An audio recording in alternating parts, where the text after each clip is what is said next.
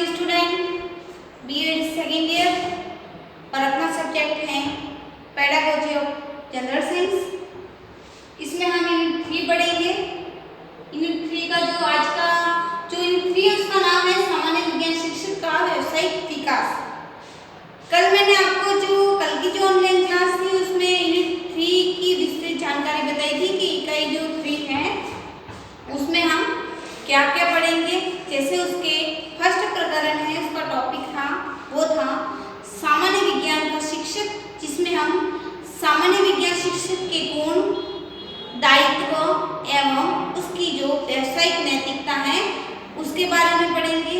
उसी के आगे उसका जो टॉपिक 2 था उसमें सामान्य विज्ञान शिक्षक के लिए व्यावसायिक विकास कार्यक्रम, सेवारत शिक्षक कार्यक्रम, सम्मेलन एवं सेमिनार में सहभागिता, ऑनलाइन शेयरिंग, व्यावसायिक संगठन की गतिविधियों में सदस्यता, सहभागिता एवं जो ग्रह परिचर्चा में भाग लेना आदि से संबंधित जानकारी प्राप्त करेंगे।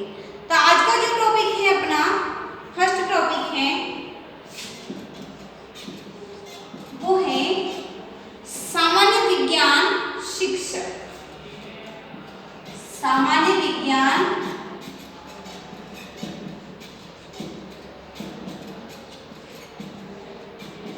शिक्षक। सामान्य विज्ञान शिक्षक के बारे में सामान्य जानकारी, परिचय के बारे में हम आज की जो ऑनलाइन क्लास है उसमें अध्ययन करेंगे। तो भारतीय शिक्षा वर्णात्मक व्याधि से पीड़ित है, लेकिन जो सामान्य विज्ञान शिक्षक कार्य करता है, जब वो सामान्य विज्ञान अपना टीचिंग कार्य करवाते हैं, शिक्षण कार्य करवाते हैं और छात्रों को जब पढ़ाते हैं तो शिक्षक के समक्ष बहुत सारी समस्या आती हैं, क्योंकि जब शिक्षण कार्य करवाते हैं तो कई छात्र ऐसे होते हैं, जैसे आप जाओगे इंटर्नशिप पे जाते हो तो कई बालक आपको ऐसे मिलते हैं जिनको उस चीज़ के बारे में जो हम टॉपिक पढ़ा रहे हैं उसके बारे में कुछ जानकारी भी, सामान्य जानकारी भी नहीं होती है। ऐसे में शिक्षक सिर्फ भाषण देगा और छात्र होगा वो निष्क्रिय होकर सुनता रहता है। इस प्रकार से जो विद्यालय वातावरण में परिवर्तन आवश्यक है। यदि हम पढ़ा रहे हैं और बालक को उस चीज़ के बारे में कुछ समझ में नहीं आता है, उसको उस चीज़ के बारे में, उस प्रकरण के बारे में सामान्य जानकारी है ही नहीं, तो बालक क्या करेगा? शिक्षक उसको पढ़ा रहा है, भाषण दे रहा है, वो भाषण व्याख्यान व्यर्थ है, क्योंकि छात्र के अंदर कोई प्रतिक्रिया नहीं होगी। यदि प्रतिक्रिया होगी तभी पढ़ाने में हम रुचि लेते हैं। तो इस प्रकार की बालक, शिक्षक और छात्र के मध्य जब कक्षा कार्य में अंतःक्रिया होनी अति आवश्यक है।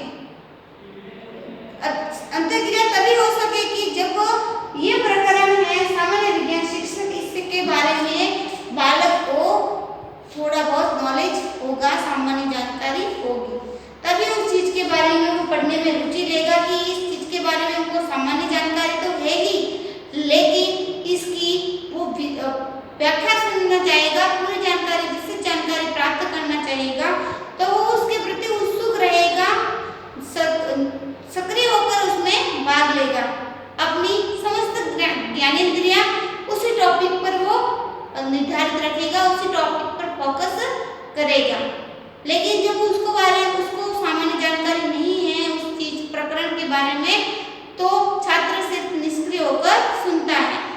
तो छात्र के अंदर रुचि किस प्रकार से पैदा करें, अपने प्रकरण के प्रति रुचि किस प्रकार से पैदा करें, इसके लिए जो व्यवहारगत शिक्षा कार्यक्रम है उसमें परिवर्तन लाना आवश्यक है। तो विद्यालय के वातावरण में जो परंपरागत रूप से जो शिक्षण विधियां अपनाई जा रही हैं, उस शिक्षण विधियों में परिवर्तन करके जो नवीनतम शिक्षण विधियां अपनाई जाएगी, उसके द्वारा ही बालक के मन में उस टॉपिक के प्रति जिज्ञासा उत्पन्न की जाएगी। जब हम अपने शिक्षण कार्य में नवीनतम शिक्षण विधियों, नवीनतम सिद्धांतों का प्रयोग करेंगे, तभी शिक्षा की गुणवत्ता को हम बढ़ावा दे सकते हैं। राष्ट्रीय शिक्षा नीति सन 1986 एक राष्ट्रीय शिक्षा नीति जो प्रथम बनी थी 1968 में, दूसरी बनी 1986 में और अब 2020 में। राष्ट्रीय शिक्षा नीति या लिखवा देती हूँ, राष्ट्रीय शिक्षा नीति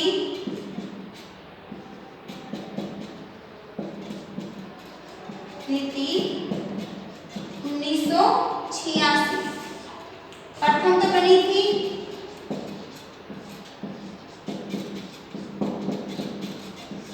प्रथम तो बनी थी 1960 में, द्वितीय 1986 में और अब तृतीय बनी है 2020 में। प्रथम 1968 में, दूसरी 1986 में और तीसरी बनी है शिक्षा नीति 2020 में।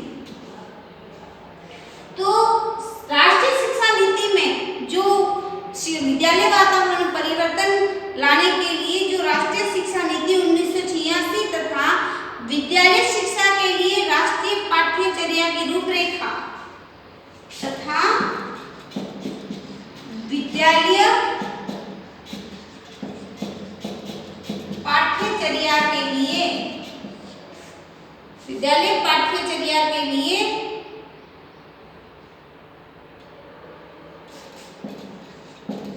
रूपरेखा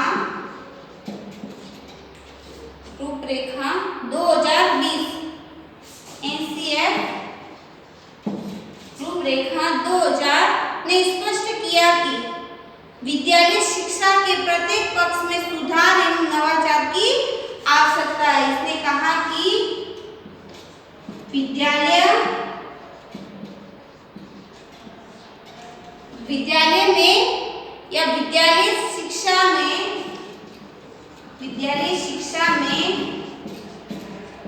प्रत्येक पक्ष चाहे वो विद्यालय के अंदर जो समस्त क्रियाकलाप है, पाठ्य क्रिया, पाठ्य सहगामी क्रिया, अनुशासन क्रिया हैं, जो विद्यालय का प्रत्येक पक्ष है, विद्यालय शिक्षा का प्रत्येक पक्ष है, उसमें सुधार, प्रत्येक पक्ष में सुधार एवं नवाचार, सुधार एवं नवीनतम प्रणाली नवाचार की आवश्यकता मानी।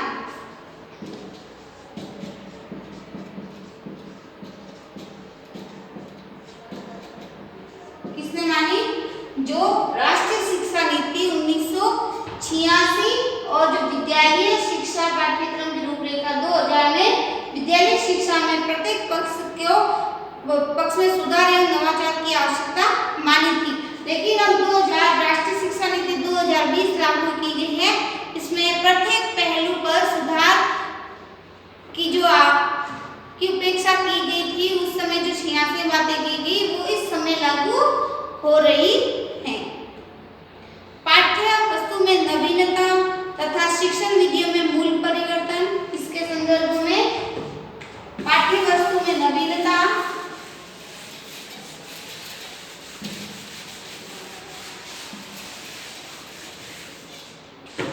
इसमें बोला है पाठ्य वस्तु में जो हम पढ़ा रहे हैं अपने समक्ष जो पाठ्यक्रम है, पाठ्य वस्तु में नवीनता,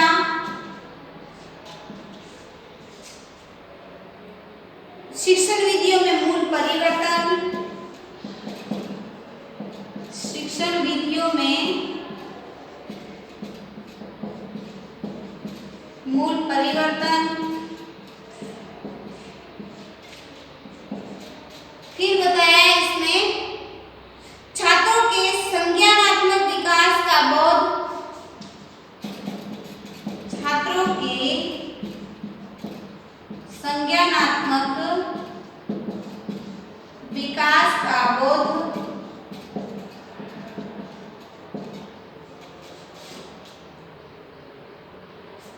एवं सतत व्यापक मूल्यांकन प्रणाली अपनाना। इन बिंदुओं के बारे में चर्चा कर लेते हैं कि पाठ्य वस्तु में नवीनतम जैसे पाठ्य वस्तु के अंदर नवीनता किस ला सकते हैं कि पहले था कक्षा में बालक को, छोटे बालकों को हम पढ़ाते थे तो उसको हम सिखाते थे कि ये फॉर एप्पल है, ये बी फॉर बॉल है, ये सी फॉर कैट है। बालक को क्या करवाना था पड़ता था, हमें रटवाना पड़ता था उस चीज को। लेकिन आजकल की जो शिक्षण विधियां हैं, आजकल की जो पाठ्य वस्तु हैं, उसके अंदर हम बालक को रटवा नहीं सकते हैं, खेल खेल के माध्यम से हम सिखवा रहे हैं। जैसे ए फॉर एप्पल उसको हाथ में दे दिया तो उसी ऐसे इलेक्ट्रॉनिक साधन होते हैं तो बालक जैसे ही पकड़ेगा उसके अंदर से आवाज निकलती है कि ए फॉर एप्पल। तो बालक उस चीज से खेल भी रहा है और सीख भी रहा है। सीढ़ियाँ ऐसी होती हैं, छोटी जो लर्निंग क्लासें होती हैं बच्चों की, उसमें सीढ़ी होती हैं। उन सीढ़ियों पर जैसे बालक चढ़ता है तो 1 बोलती है, उसके अंदर 2 3 इस प्रकार से जो साइलेंट आवाज आती है तो बालक स्वतः ही 1 4 3 5 6 7 6 ये सीखने लग जाता है। तो उसके खेल भी कर रहा है और खेल के माध्यम से सीख भी रहा है। तो ये किस प्रकार संभव है जब पाठ्य वस्तु में हम नवीनता लाते हैं। यदि उसको आप रटाओगे तो वो क्या सिर्फ उसको रट्टा मारने का प्रयास करेगा, वो उस पढ़ाई को बोझ समझता है। दूसरा है शिक्षण विधियों में मूल परिवर्तन। शिक्षण विधियों में मूल परिवर्तन ऐसे बालक को हम पढ़ा रहे हैं, चलो ये क्या है, ए फॉर एप्पल है, बताओ इसकी मीनिंग क्या है, पूरी मीनिंग बताओ, इसका सारांश बताओ। तो ये बातें नहीं होनी चाहिए, बालक को ज्ञात से ज्ञात की ओर लेके जाना चाहिए कि बालक को जो सामान्य जानकारी तो है ही, ए फॉर एप्पल के बारे में उसको सामान्य जानकारी है, लेकिन उसकी विस्तृत जानकारी कैसे दे सकेंगे। तो उसका जो प्रयोग करके ए फॉर एप्पल है, इसके ये गुण होते हैं, समझ जानकारी। तो ज्ञात से अज्ञात की ओर, सूक्ष्म से कठिन की ओर जो शिक्षण विधियां हैं, उस शिक्षण विधियों को अपनाया जाए तो बालक सीख सकता है। फिर छात्रों के संज्ञानात्मक विकास हेतु ऐसा कार्य करे, ऐसा प्रकरण लाए जिसमें छात्र विवेक शक्ति से उसकी समस्त ज्ञानेंद्रियां हैं वो उसी प्रकरण पर टिकी रहे। यदि उसी प्रकरण पर फोकस रखेगा तो छात्र सीखेगा। फिर सतत व्यापक मूल्यांकन प्रणाली अपनाना। फिर बालक ने कितना ज्ञान किया उसका एक वस्तुनिष्ठ या मौखिक रूप से उसका हम टेस्ट लेंगे तो हम टेस्ट के माध्यम से ज्ञात कर सकेंगे कि बालक ने कितना साप्ताहिक या त्रैमासिक पखवाड़े का जो भी होता है टेस्ट वो लेना चाहिए। जब पढ़ाते हैं या पढ़ाने के तुरंत पश्चात ही बालक को उस प्रकरण से संबंधित हमें प्रश्न, ऑब्जेक्टिव प्रश्न पूछने चाहिए। तब हम ज्ञात कर सकते हैं कि बालक को हम कक्षा के अंदर पढ़ा रहे हैं, कितना वो सक्रिय होकर उस चीज को सीख रहा है, उस प्रकरण के प्रति सक्रिय होकर पढ़ रहा है। ये तभी हम ज्ञात कर सकेंगे जब क्लास पूरी हो जाती है, अपना कालांश पूरा हो जाता है, उसके बारे में उसको ऑब्जेक्टिव प्रश्न करेंगे तो हम ज्ञात कर सकते हैं कि कितने बालकों ने इस प्रकरण को ध्यान से सुना था और कितनों ने नहीं। आगे पढ़ेंगे। इस प्रकार राष्ट्रीय शिक्षा नीति 1986 के अनुसार शिक्षक अधिगम का सरलीकरण करने वाला माना गया है, जो teacher is the facilitator of learning. राष्ट्रीय जो पाठ्यचर्या की जो रूपरेखा है एनसीएफ, उसके अनुसार छात्र ज्ञान का निर्माण करता है, इसीलिए विज्ञान अध्यापक को निर्मितवाद अपनाना आवश्यक है। इसमें बताया है विज्ञान अध्यापक को क्या बताया है, निर्मितवाद। विज्ञान अध्यापक को बताया है निर्मितवाद।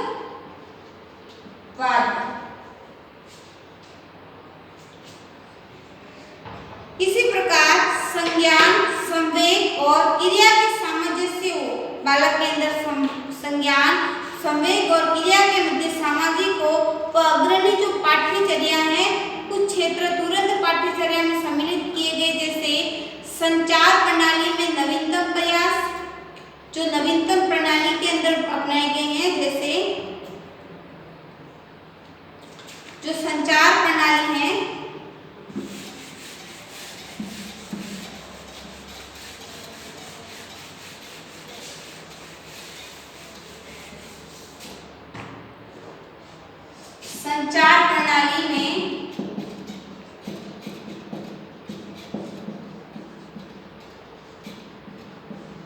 नवीनतम प्रयास, दूसरा जैव विविधता,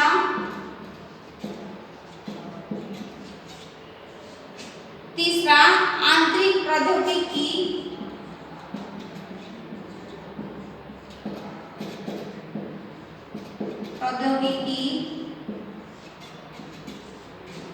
फिर है आनुवांशिक तंत्र,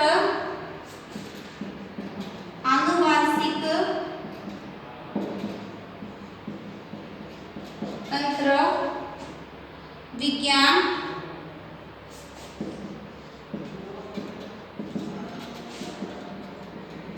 ऊर्जा एवं पर्यावरण तथा जैव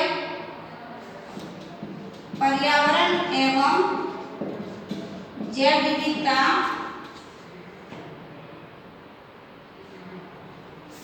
जैव एवं रासायनिक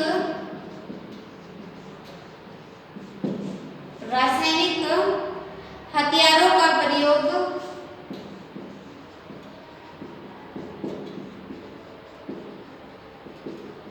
इसको हम पदार्थ भी कह सकते हैं। रासायनिक हथियारों या रासायनिक पदार्थों का प्रयोग, वैज्ञानिक दृष्टिकोण,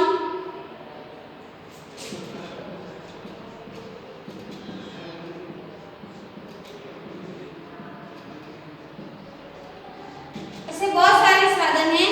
वैज्ञानिक दृष्टिकोण का विकास तथा वैज्ञानिक अभिवृद्धि का विकास आदि जो कदम है वो महत्वपूर्ण माने जाते हैं। इन क्षेत्रों में जैसे संचार प्रणाली में नवीनतम प्रयास आजकल जैसे डिजिटल माध्यम से शिक्षा प्रदान करा रहे हैं बालकों को, तो बालक के समक्ष जो एक चीज पहले था कि उस चीज को पढ़ा रहे हैं, आजकल ऐसी प्रणाली अपनाई जाती है जैसे फिल्म स्ट्रिप प्रोजेक्टर, जो प्रोजेक्टर सामने एक तो सुनाई भी देता है, शिक्षण कार्य के अंदर दृश्य श्रव्य सामग्रियों का प्रयोग करके बालकों को हम जानकारी प्रदान कर रहे हैं। तो बालक जिस चीज को अपने आंखों से देखते हैं, सुनते हैं, उस चीज को मस्तिष्क में स्थायी बना लेते हैं। तो यही प्रकरण के अंदर संचार प्रणाली में नवीनतम प्रयास आ रहे हैं कि बालक को दृश्य श्रव्य साधनों के माध्यम, जो उपकरण है उनके माध्यम से पढ़ाई करवाई जाती है। फिर जैव विविधता, आंतरिक प्रौद्योगिकी आदि क्षेत्र में है, जो आनुवांशिक तंत्र, विज्ञान, ऊर्जा, पर्यावरण क्षेत्र, उसमें आदि पदार्थों के आजकल बहुत ही इन पदार्थों का प्रयोग विज्ञान विषय के अंदर होने लगा है। इनका नवीनतम इन चीजों का पाठ्यचर्या में सम्मिलित होने से शिक्षा में क्रांति का रूप ले चुकी है। इसलिए शिक्षा में गुणवत्ता प्रणाली, परीक्षा प्रणाली में परिवर्तन, वो विद्यालय में अधिगम पर्यावरण का विकास हमारी आवश्यकताएं होती हैं। जो सामान्य विज्ञान शिक्षक प्रजातंत्र, समतावाद, समानता और जो समानता उसको प्रोत्साहन करने वाला हो, इसमें सामान्य विज्ञान शिक्षक के गुणों को बताया है।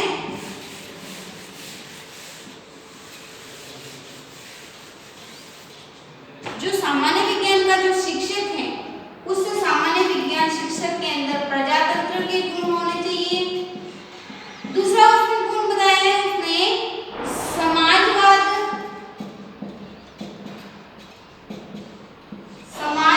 तीसरा समता, फिर समानता,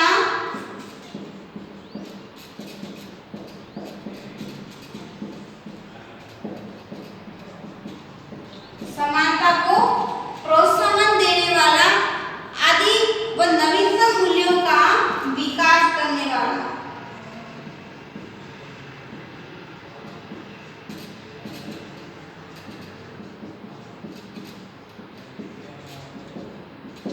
कि सामान्य विज्ञान शिक्षक के अंदर जो गुण होने चाहिए वो प्रजातंत्र से संबंधित, समाजवाद से, समता से, वो समानता, एक दूसरे के बालक के अंदर भाईचारे का विकास करना, नवीनतम जो आदर्श भौतिक मूल्य है उन मूल्यों का विकास करने वाला होना चाहिए। एक सामान्य विज्ञान शिक्षक की जो विशेषताएं हैं वो निम्नलिखित हैं। ये थे सामान्य विज्ञान शिक्षक के